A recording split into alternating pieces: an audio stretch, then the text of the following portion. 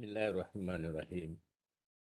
Assalamualaikum warahmatullahi wabarakatuh dan salam sejahtera kepada semua pelajar USM daripada pelbagai skul ataupun pusat pengajian yang mengambil paper HFF 225 ataupun falsafah dan isu semasa.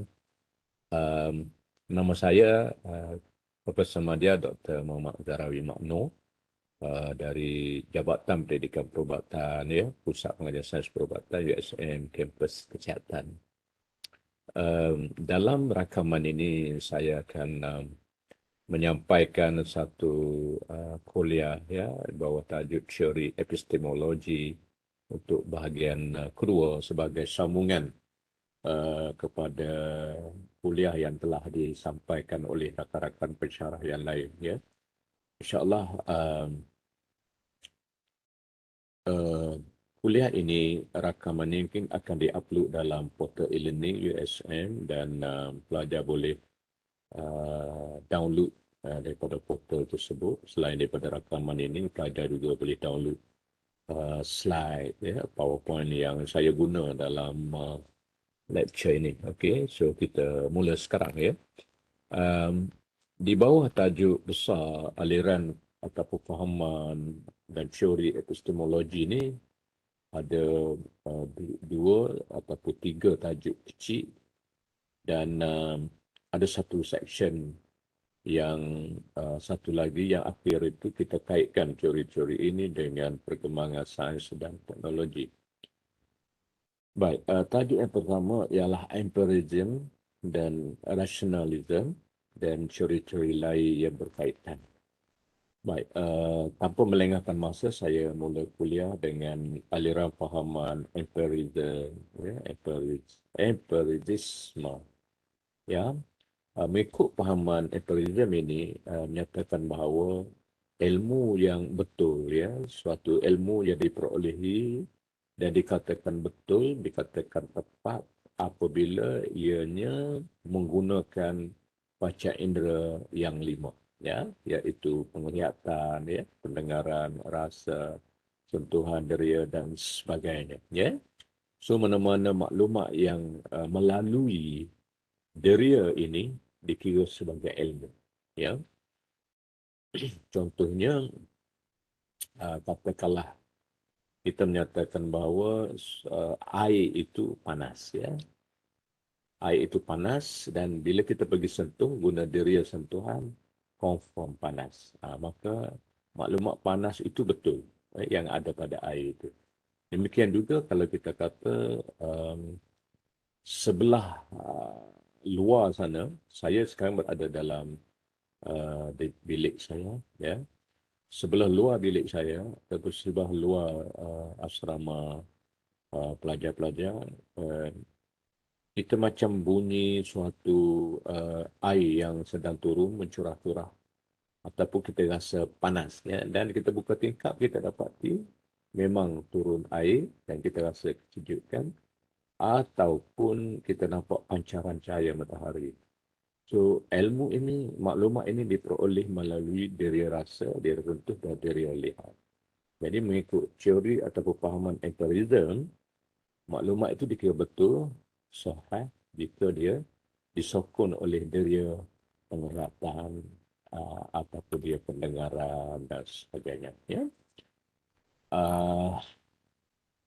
Dan kalau kita nak cakap tentang siapa tokoh teori ini adalah di senarai di sini ada dua tokoh ahli falsafah iaitu John Locke dan David Hume, ya. Sama juga seorang bayi, ya, kanak-kanak yang baru dilahirkan. Dari mana mereka mendapat ilmu, mendapat maklumat, ya? Mereka mendapat maklumat apabila mereka berinteraksi dengan persekitaran. Dan sewaktu dia berinteraksi dengan persekitaran, sama ada dengan orang ramai, sama ada dengan objek, daripada situ panca indera mereka memberi respon terhadap persekitaran, dan daripada respon itu dia memperolehi maklumat ataupun ilmu, ya. So tidak sukarlah untuk memahami teori empirism ini Dan contoh-contoh juga agak jelas. Ya. So kita berpindah kepada teori yang kedua, iaitu teori rationalism. Teori rationalism ini agak berbeza dengan teori yang pertama tadi, walaupun dia dalam masih kelompok teori epistemologi ataupun teori ilmu. Sebab ikut teori ini, ilmu itu dikatakan betul, dikatakan sahih, ya, apabila dia terbit daripada pemikiran yang rasional. Pemikiran yang rasional. Bukannya kerana penggunaan diri semata-mata. Sebagai contoh, ya. Sebagai contoh, kita letak satu sudu dalam air, dalam sebuah cawan, dan kita lihat daripada belakang, daripada luar, dia dapat sudu itu bengkok. Kan? So, kalau menggunakan mata deria, dapati bengkok. Tapi sebenarnya tak bengkok. Ya? Jadi yang sebenarnya tak bengkok itu menggunakan rasionalisasi. Ya? Sebab hakikat sebenar, sudu itu lurus. Ya? Tak ada masalah pun. Tapi menggunakan mata, dia lihat bengkok.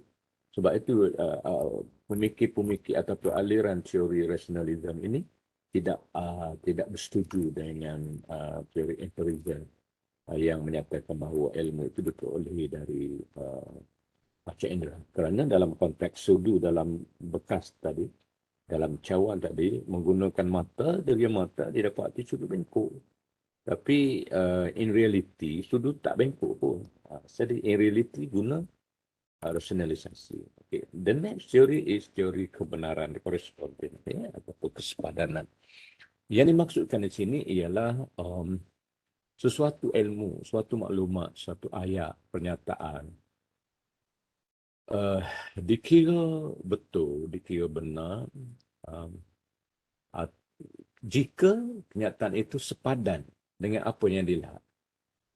Ya, apa yang dilihat, apa yang ada di dalam alam nyata. Ya. Contohnya, hujan sedang turun dengan lebat di luar bilik kuliah. Ya. Ataupun di luar bilik kita. Dan bila kita dapati bahawa ayat itu dianggap benar, sekiranya hakikatnya adalah sekarang hujan lebat. Okay.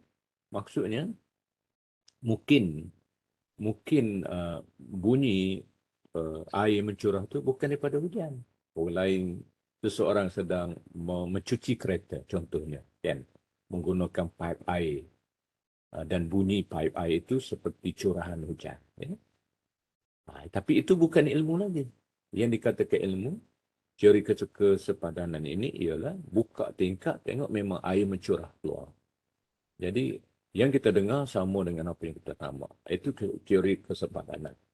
Dan pelajar-pelajar boleh refer lagi lah nota kuliah ini. Ya. Dan seterusnya teori coherence. Teori coherence ialah teori merujuk pada kriteria yang digunakan. Ya.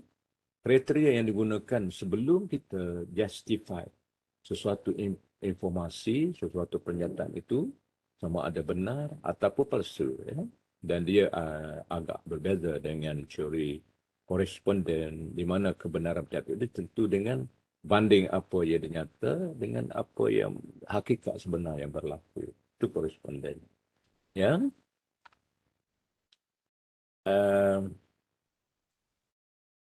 Kebenaran mengikut teori ini ialah suatu pernyataan itu ditentu bukan dengan banding ayat atau pernyataan dengan hakikat dapat luar, tapi dengan menghubungkan dan mencari hubungan antara suatu ayat dengan ayat-ayat berkaitan dengannya dan melihat sama ada terdapat konsisten antara atau sebaliknya percanggahan dengan lain. Ya.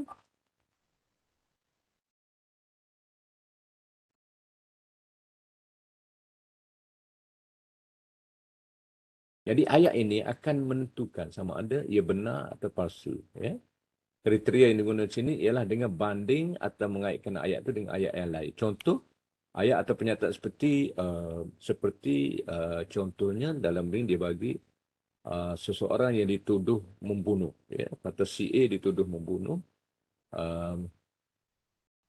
dan dia dapati cop jari ataupun sebarang pengenalan diri yang dijumpai di kawasan pembunuhan menyamai dengan cop jari dengan orang yang disakiti, ya. Dan bila dapati sama, maka baru dikatakan benar.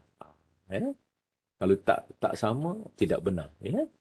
Jadi kalau tak ada percanggahan itu, maka sahlah bahawa orang yang tertuduh tadi memang benar-benar membunuh. Ya?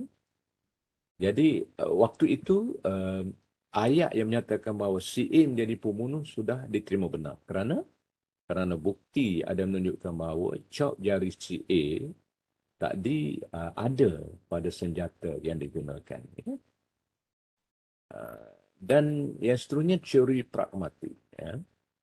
Teori pragmatik ialah teori di mana suatu tindakan dilakukan itu yang berasas kepada konsep yang digunakan, seperti konsep dalam sains.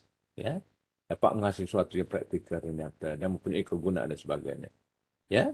Maksudnya tindakan membawa pada tindakan yang berkesan. Ya. Jadi teori pragmatik menyatakan bahawa konsep-konsep pernyataan ilmu maklumat yang dikira benar apabila dia sesuai dengan konsep yang digunakan dalam ilmu sains. Ya. Contohnya di sini ialah teori sains seperti teori atom. Ya. Untuk mengetahui satu kenyataan yang berhubung dengan teori atom adalah benar tidak, maka laku eksperimen. Ya. So uji kaji ataupun eksperimen yang dibuat ini untuk mengesahkan statement ataupun pernyataan. Kalau didapati ada keselarian antara hasil eksperimen ataupun uji kaji dengan pernyataan yang ada dalam teori itu, maka teori itu dikatakan benar. Inilah teori pragmatik. Dan apa kaitan teori dengan sains? Didapati bahawa teori dengan sains tabi'i ini ada kaitannya. Ya? Dalam teori fizik, kimia dan biologi ada kaitan. Dan ilmu-ilmu tersebut ia mengandungi dua sifat teknologi yang utama, iaitu bersifat rasionalis dan bersifat empirisis. Dan keberkaitan ini memang terselah di zaman ataupun di abad 17 sewaktu revolusi sains. Ya? Dan kita dapati bahawa sains di abad 17 dengan sains sebelumnya dapati bahawa sains di abad ke-17 selepas 17 didapati bersifat eksperimental, iaitu teori-teori sains dibuktikan benar, ya, berbanding dengan sebelum abad 17. 17 tidak bersifat eksperimental. Okay? Dan ahli-ahli falsafah seperti Plato dan Aristotle mempunyai pahaman mereka berbeza tentang apakah sifat al-tabi'i sebenarnya. Dan sebaliknya di abad 17 terdapat perubahan transformasi dalam penghasilan ilmu sains, iaitu terdapat kriteria yang kedua yang digunakan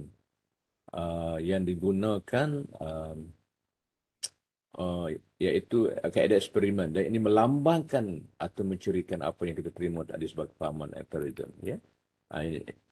Ini bermaksud di awal abad 17. Ya. Di awal abad 17, sains itu berubah. Ya. Daripada satu ilmu yang dihasilkan melalui pendekatan rasional tadi, pemikiran semata-mata tadi, berubah kepada satu ilmu mengandungi kedua aliran pemikiran, iaitu rasional dan empirisis. So, ini juga bermakna suatu ilmu dia begitu dipercayai dan begitu kukuh kedudukannya, iaitu ilmu sains bukan sahaja didasari oleh satu aliran iaitu rasional, tapi juga bergabung dengan aliran lain. Ya. Dengan ada gabungan inilah, ya, maka kita dapat lihat hasil dalam bentuk ilmu sains tabi'i diterima umum dan lihat impak hasilnya. Ya, seterusnya dalam bentuk membawa kemajuan dalam teknologi moden. Ya. Saya kira itu sahaja kelas kuliah untuk rakaman kuliah untuk tajuk ini. Quite simple and easy to understand actually. So after this, student can download this rakaman and also PowerPoint yang saya provide dalam portal e-learning. Saya rasa setakat itu saja. Terima kasih banyak. Assalamualaikum warahmatullahi wabarakatuh.